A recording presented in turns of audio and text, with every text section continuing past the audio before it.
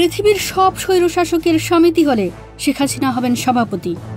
Attorney general Mohammad Asaduzzaman বলেছেন, মিথ্যার উপর পিএইচডি করতে হলে শেখ হাসিনার কাছে শিখতে হবে। পৃথিবীর সব স্বৈরশাসকের যদি কোনো সমিতি করা হয়, শেখ হাসিনা হবেন তার সভাপতি। এ সময় অ্যাটর্নি জেনারেল পৃথিবীর কোন দেশের স্বৈরাচারের কি পরিণতি হয়েছে তা আদালতের সামনে তুলে ধরেন। তিনি বলেন, আমরা ন্যায় বিচার চাই, দেশের মানুষের স্বপ্নের বিচার চাই। ন্যায় বিচারের মধ্য দিয়ে আমরা তার সর্বোচ্চ শাস্তি চাই। শুধু রাষ্ট্রপক্ষ নয়, সবাই ন্যায় বিচার পাবেন। মোহাম্মদ আসাদুজ্জামান বলেন, বিগত আমলে গুম খুনের পলিটিক্যাল কালচার সৃষ্টি হয়েছিল। বাংলাদেশের মানুষের জন্য, গণতন্ত্রের জন্য এমন একটি ন্যায় বিচার প্রতিষ্ঠা করা দরকার, যেখানে খুনের রাজনীতি বন্ধ হবে। মুক্তিযুদ্ধের চেতনার নামে চাঁদাবাজি, টাকা পাচার করা হয়েছে, আর এর বিরুদ্ধে ছিল বৈষম্য বিরোধী জুলাই আন্দোলন। এ সময় চিফ প্রসিকিউটর তাজুল ইসলাম বলেন, এই বিচার অতীতের হিসাব চুকানোর চেষ্টা নয়, এটি ন্যায় বিচার প্রতিষ্ঠার দীপ্ত পদক্ষেপ।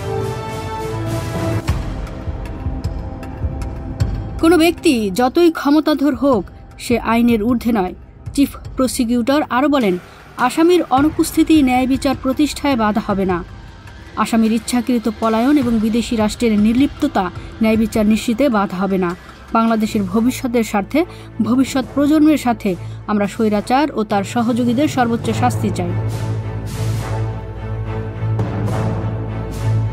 হিটলার সহ বিশ্বের সব স্বৈরশাসকের বিচারের মুখোমুখি হওয়ার কথা উল্লেখ করে অ্যাটর্নি জেনারেল বলেন, ব্রিটেনে গণহত্যার দায়ে, ক্যাথলিকদের নির্বিচারে হত্যার দায়ে অলিভার ক্রুমওয়েলকে মৃত্যুর পর কবর থেকে তুলে এনে পচা গলা লাশকে ফাঁসির কাস্টে ঝুলিয়ে জনসম্মুখে বিচার করা হয়েছিল। পরে তার মাথার ভেতরে রড ঢুকিয়ে ব্রিটেনের ওয়েস্ট মিনিস্টারে 20 বছর ঝুলিয়ে রাখা হয়েছিল। 300 বছর পর তার সেই লাশ সমাহিত করা হয়।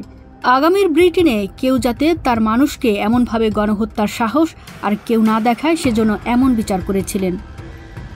যখন অপরাধ সংঘটিত হয় 24-এর গণঅভ্যুত্থানে, তাতে আমরা হয়তো অলিভার ক্রুমওয়েলের মতো এমন নির্মম নিষ্ঠুরভাবে লাশ কবর থেকে উঠিয়ে ফাঁসি দেব, এতটা অমানবিক আমরা নই।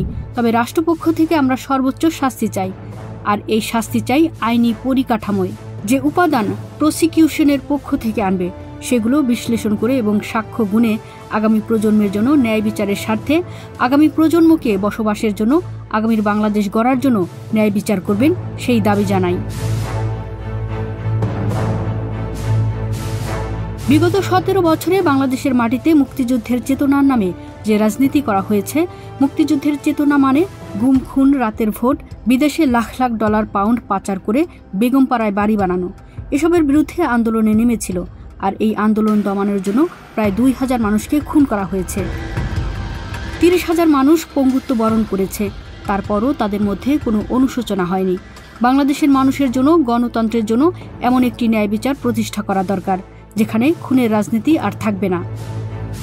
প্রতিবেদনে ছিলেন মিতু রুকাইয়া, সুমনা সুমা, ওয়ার্ল্ড ভিউজ।